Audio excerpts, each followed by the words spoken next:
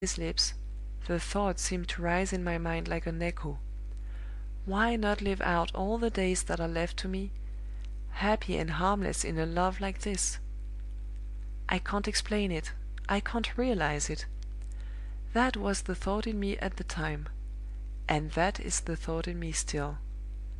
I see my own hand while I write the words, and I ask myself whether it is really the hand of Lydia Gwilt. Armadale? No! I will never write, I will never think of Armadale again. Yes, let me write once more, let me think once more of him, because it quiets me to know that he is going away, and that the sea will have parted us before I am married.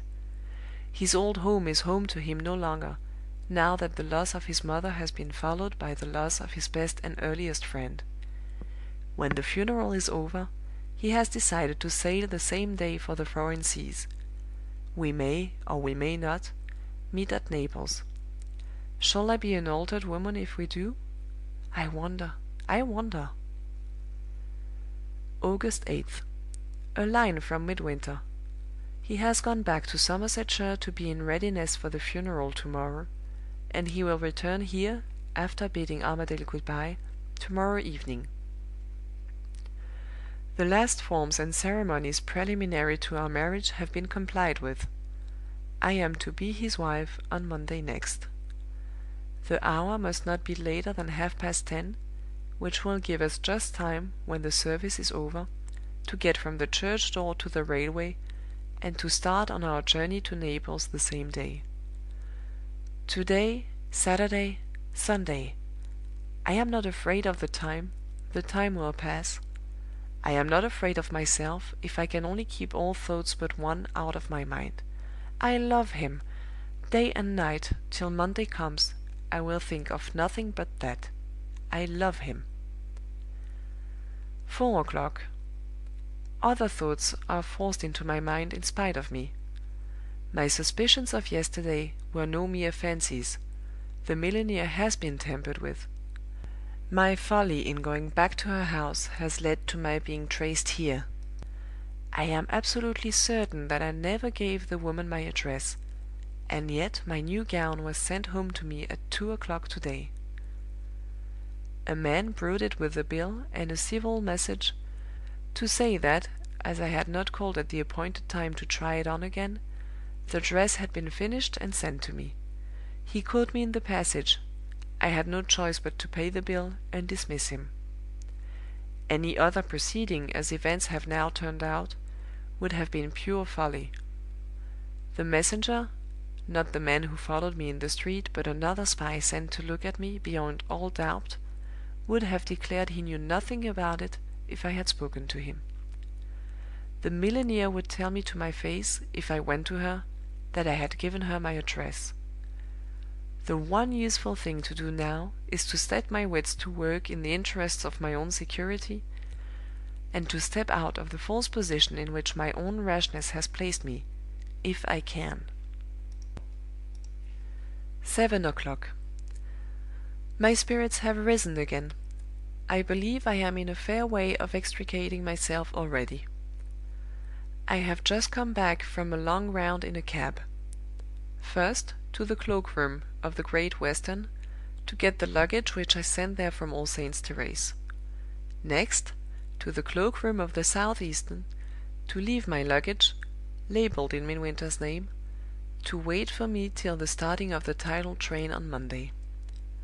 Next, to the General Post Office, to post a letter to Midwinter at the rectory, which he will receive to-morrow morning.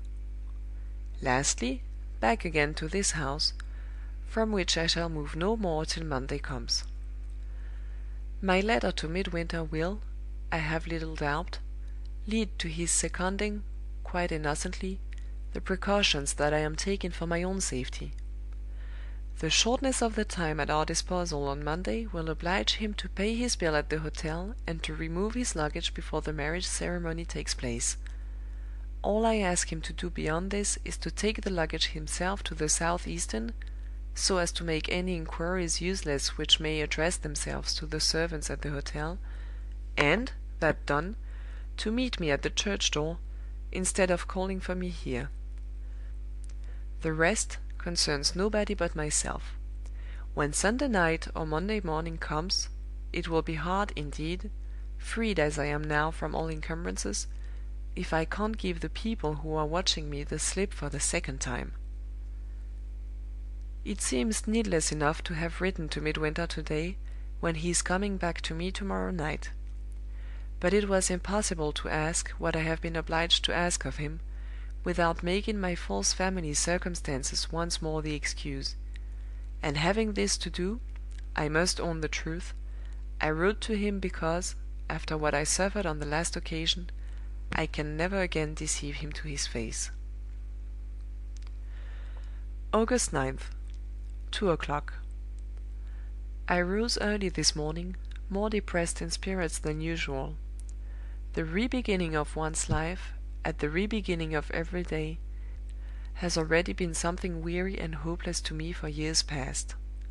I dreamed, too, all through the night, not of Midwinter and of my married life, as I had hoped to dream, but of the wretched conspiracy to discover me, by which I have been driven from one place to another like a hunted animal. Nothing in the shape of a newer relation enlightened me in my sleep. All I could guess dreaming was what I had guessed waking, that Mother Oldershaw is the enemy who is attacking me in the dark. My restless night has, however, produced one satisfactory result. It has led to my winning the good graces of the servant here, and securing all the assistance she can give me when the time comes for making my escape. The girl noticed this morning that I looked pale and anxious.